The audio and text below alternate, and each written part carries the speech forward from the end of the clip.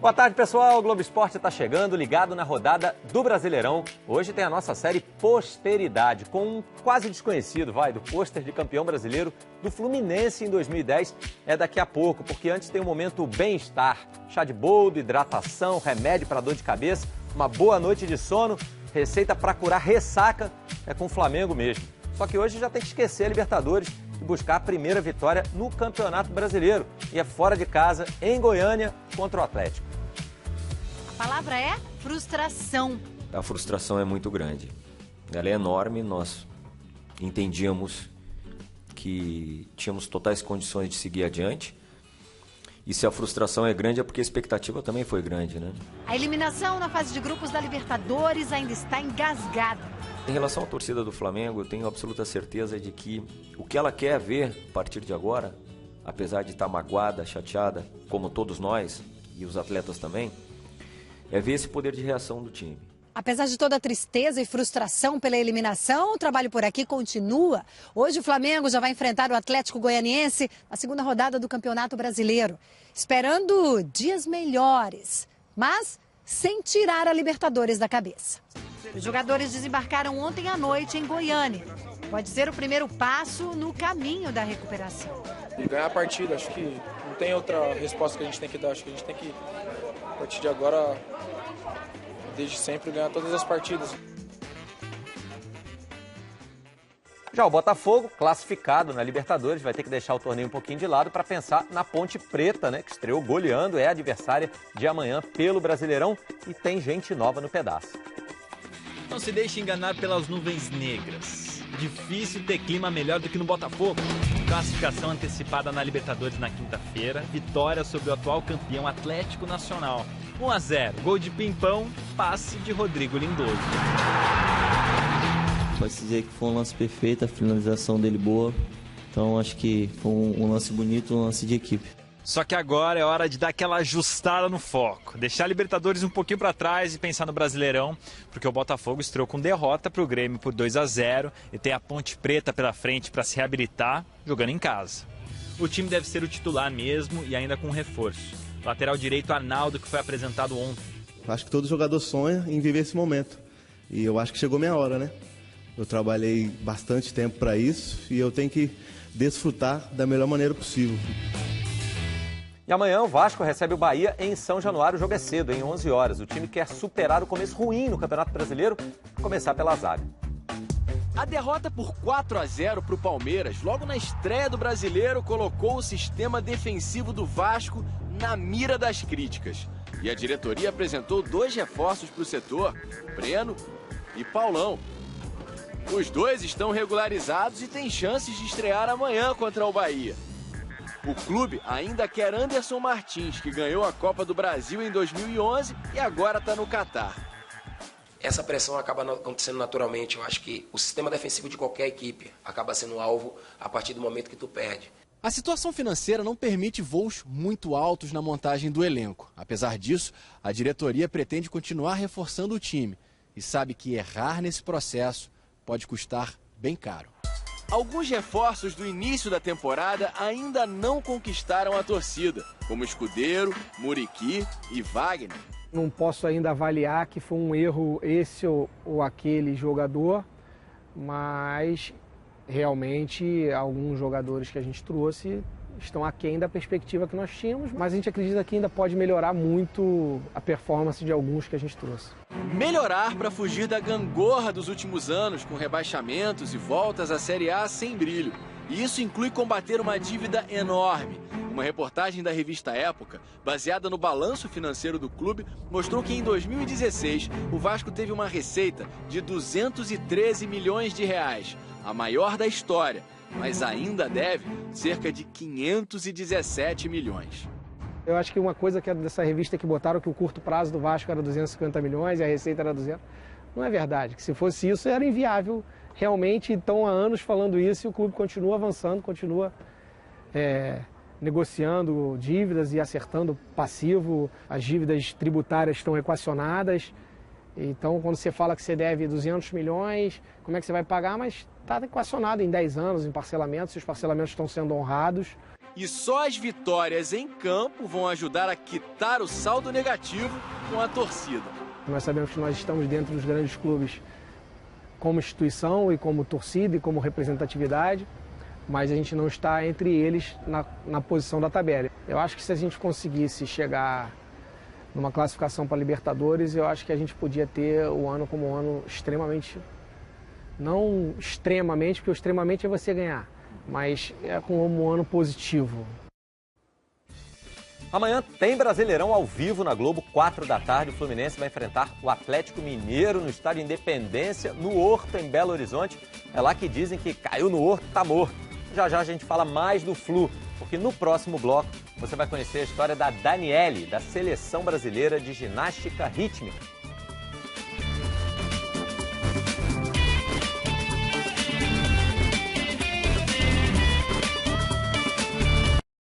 O Globo Esporte está de volta para contar a história da Daniele Brandão, da Seleção Brasileira de Ginástica Rítmica. Olha que ela quase, por pouco, não chegou lá.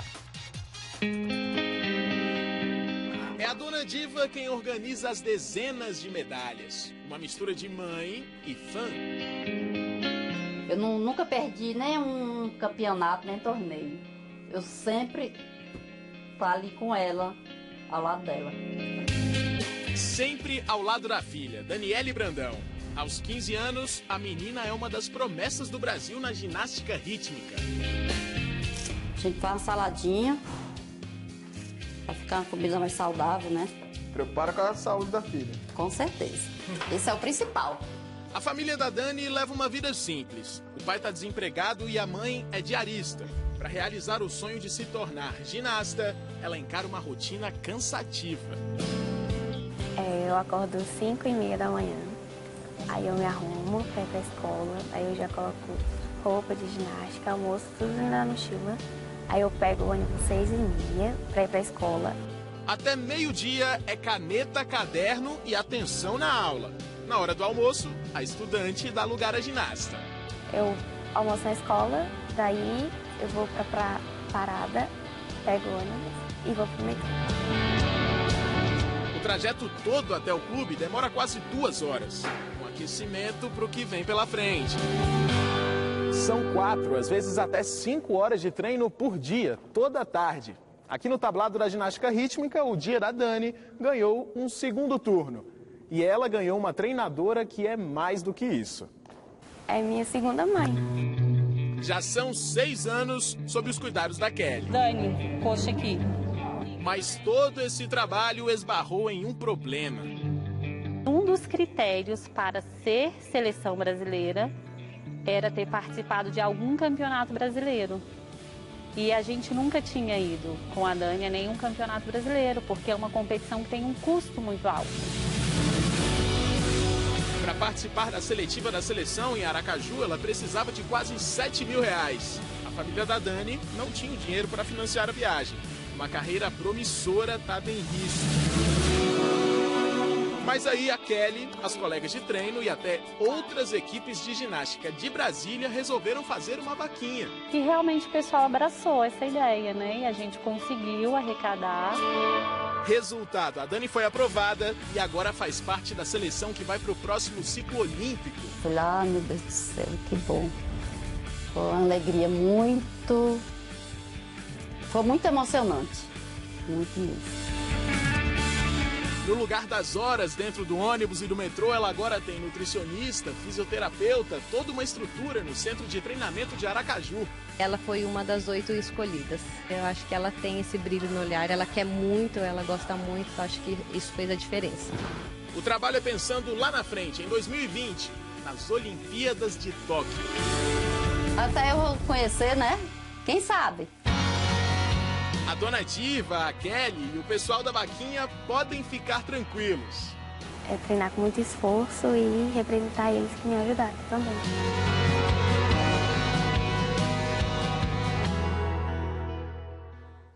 Guerreira Dani, né? Boa sorte para ela. Olha, tem Brasil competindo nas finais da etapa da Copa do Mundo de Ginástica Artística de Osijek, na Croácia. Nosso Arthur Zanetti competiu no solo, infelizmente não conseguiu medalha, ficou em 4º lugar na classificação geral. O russo Kirill Prokopev venceu a prova. De volta com o Brasileirão, o Fluminense vai a Belo Horizonte enfrentar o Galo e aquele ditado, caiu no Horto, tá morto, sabe? O Atlético Mineiro jogando ali no Horto é uma equipe muito complicada, uma equipe que quando joga lá pressiona bastante, então temos que ir com muita atenção para lá. Estamos falando tanto da rodada, vamos dar uma olhada na tabela? Vamos lá, ó. Santos e Curitiba, esses jogos são hoje, tá? Atlético Goianiense e Flamengo, duelo verde aqui, Chapecoense e Palmeiras. Amanhã tem Vasco e Bahia, Atlético Mineiro e Fluminense, Atlético Paranaense e Grêmio, Vitória e Corinthians, Botafogo e Ponte Preta, Sport e Cruzeiro. E na segunda-feira, para fechar a rodada, São Paulo e Avaí. Prestes a voltar aos gramados, o goleiro Jefferson no Botafogo relembra o drama de uma difícil recuperação. Eu procurei um especialista, né, em cotovelo e ombros, e aí fizemos o exame e aí ele falou, olha, a lesão tá aí ainda. E aí que me assustou, falei, mas como assim a lesão? A lesão tá aí. Tem também a série Profissão Treinador. Por que nossos técnicos não conseguem emprego em clube europeu, hein? E no segundo capítulo da história de 70 anos da NBA, o surgimento do Pelé do basquete. É amanhã. No Esporte Espetacular. E amanhã também tem as finais da etapa brasileira do Circuito Mundial de Vôlei de Praia, ao vivo, dentro do Esporte Espetacular. Essas finais acontecem no Centro Olímpico, no Parque Olímpico, onde está a Carol Barcelos. Tá meio friozinho hoje, pelo menos aqui no estúdio estou protegido da chuva. E aí, Carol? Oi, Gi, ótima tarde para todo mundo que acompanha o Globo Esporte. Então, aqui o tempo tá bom, viu, gente? O tempo tá firme. Acho que aí deve estar mais frio que aqui. Gi, agora é uma praia adaptada, né, gente? Como vocês podem ver, a gente tá no Estádio Olímpico de Tênis.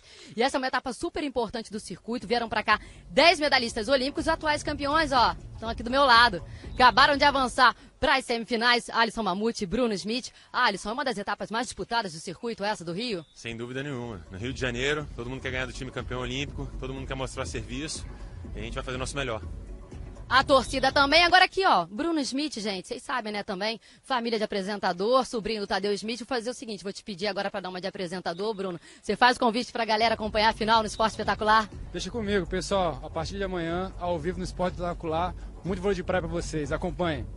É medalha de ouro no vôlei de praia, medalha de ouro apresentando. Gil, tá um espetáculo.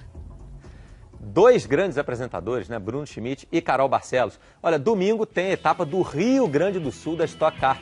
E um piloto vai viver uma emoção diferente na corrida em Santa Cruz do Sul. Stock Car, um domingo muito especial. Eu vou me emocionar demais, porque meu filho, Cacá Bueno, vai ter a honra de estar usando o macacão com as cores que Ayrton Senna usava, o capacete com as cores que o Ayrton Senna usava e o carro pintado na mesma cores e na mesma programação visual do carro de Senna em 87. Há 30 anos, Ayrton Senna vencia pela primeira vez nas ruas do Principado de Mônaco. Foi a primeira de 6 vitórias, uma marca jamais alcançada. Cacá Bueno vai vestir as cores do ídolo na primeira vitória em Mônaco. O macacão do pentacampeão será leiloado depois da corrida e o dinheiro revertido para o Instituto Ayrton Senna. Eu vou me emocionar porque eu já me emocionei quando me falaram que iam fazer homenagem, quando me escolheram para fazer homenagem, de ter autorização de usar essas cores. É especial para um piloto, cara. A gente é apaixonado por isso e o Senna é o nosso chefe, né? Para o fim de semana ficar perfeito, só falta a vitória. E se ela vier, Cacá Bueno tem um pedido de filho para pai. Eu não sei se ele vai fazer, mas se eu ganhar, me perdoe, Sérgio Maurício, se eu ganhar, depois eu vou pedir para tirarem o som e vou pedir pelo menos pro meu pai gravar para mim, para ter em casa ele narrando uma vitória com essas cores, né? Vai ser demais.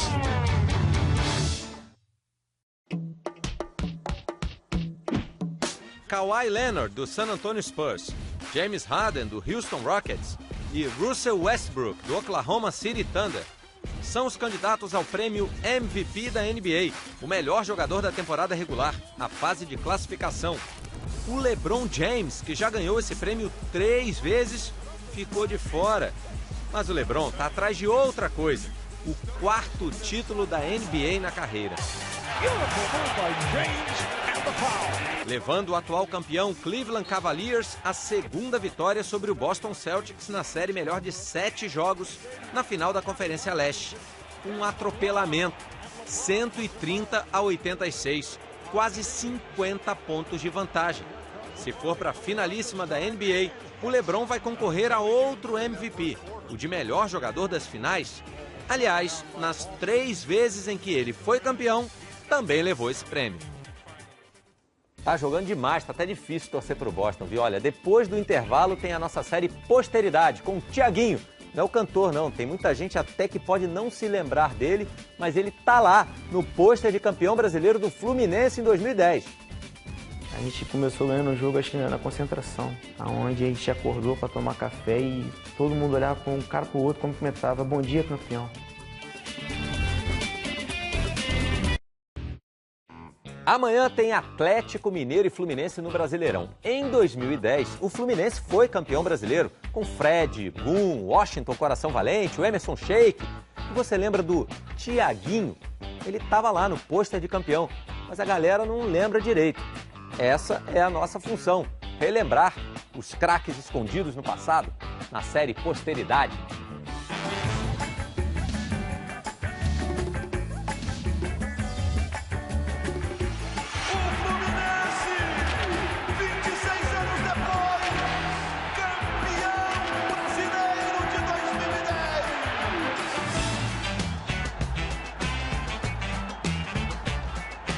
Thiaguinho, cara, ele fazia parte do grupo, jogou pouco naquele campeonato lá, fato isso, até porque o Mariano era o titular. Muricy Ramalho chamou o Thiaguinho, número 18, quem tá saindo é o Mariano.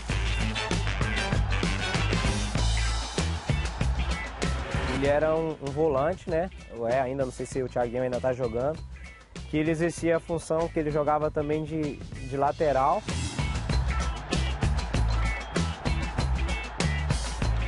Quando tem lesões, quando tem cartões, os times estão no jogo, tem jogadores que são importantes para o grupo. E o Thiaguinho é um desses.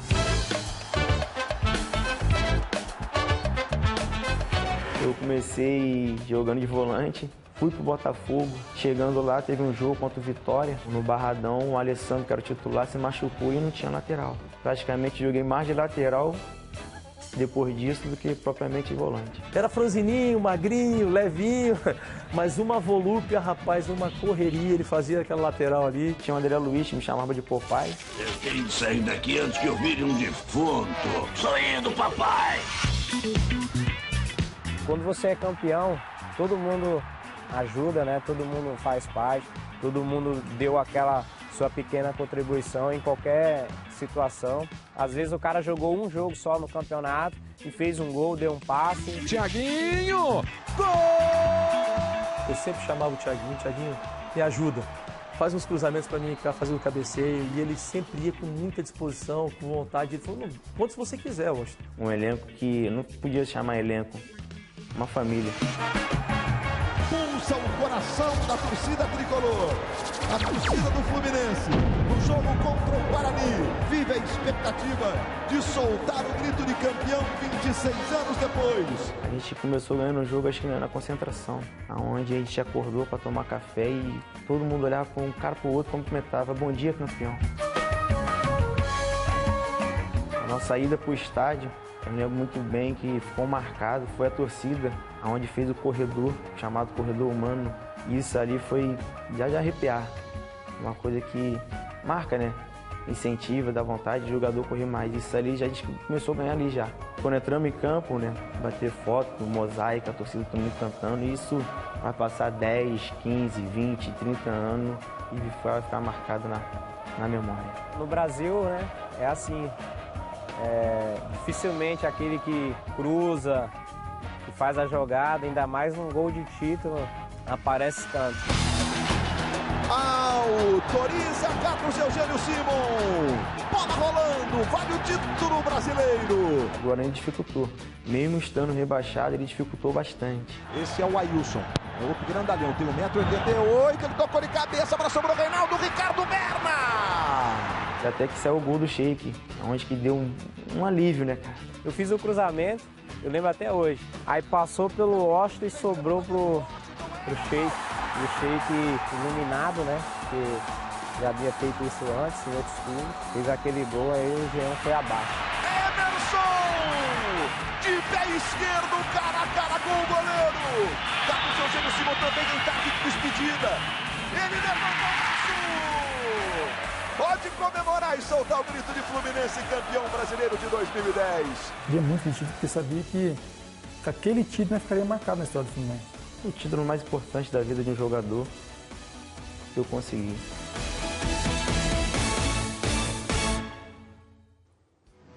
Valeu, Thiaguinho, agora tá lembrado. E a gente fica por aqui lembrando que amanhã tem Brasileirão ao vivo às 4 da tarde. Bom fim de semana para todo mundo. Valeu, tchau, tchau. Boa tarde, pessoal. O Globo Esporte está chegando, ligado na rodada do Brasileirão. Hoje tem a nossa série Posteridade, com um quase desconhecido, do pôster de campeão brasileiro do Fluminense em 2010. É daqui a pouco, porque antes tem um momento bem-estar. Chá de boldo, hidratação, remédio para dor de cabeça, uma boa noite de sono, receita para curar ressaca, é com o Flamengo mesmo. Só que hoje já tem que esquecer a Libertadores e buscar a primeira vitória no Campeonato Brasileiro. E é fora de casa, em Goiânia, contra o Atlético. A palavra é frustração. A frustração é muito grande. Ela é enorme, nós entendíamos que tínhamos totais condições de seguir adiante. E se a frustração é grande é porque a expectativa também foi grande, né? A eliminação na fase de grupos da Libertadores ainda está engasgada. Em relação à torcida do Flamengo, eu tenho absoluta certeza de que o que ela quer ver a partir de agora, apesar de estar magoada, chateada, como todos nós e os atletas também, é ver esse poder de reação do time. Apesar de toda a tristeza e frustração pela eliminação, o trabalho por aqui continua. Hoje o Flamengo já vai enfrentar o Atlético Goianiense na segunda rodada do Campeonato Brasileiro, esperando dias melhores, mas sem tirar a Libertadores da cabeça. Os jogadores desembarcaram ontem à noite em Goiânia. Pode ser o primeiro passo no caminho da recuperação. Ganhar a partida, acho que não tem outra resposta que a gente tem que dar. Acho que a gente tem que, a partir de agora, desde sempre, ganhar todas as partidas. Já o Botafogo, classificado na Libertadores, vai ter que deixar o torneio um pouquinho de lado para pensar na Ponte Preta, né, que estreou goleando, é adversária de amanhã pelo Brasileirão e tem gente nova no pedaço. Não se deixe enganar pelas nuvens negras. Difícil ter clima melhor do que no Botafogo. Classificação antecipada na Libertadores na quinta-feira, vitória sobre o atual campeão Atlético Nacional. 1-0, gol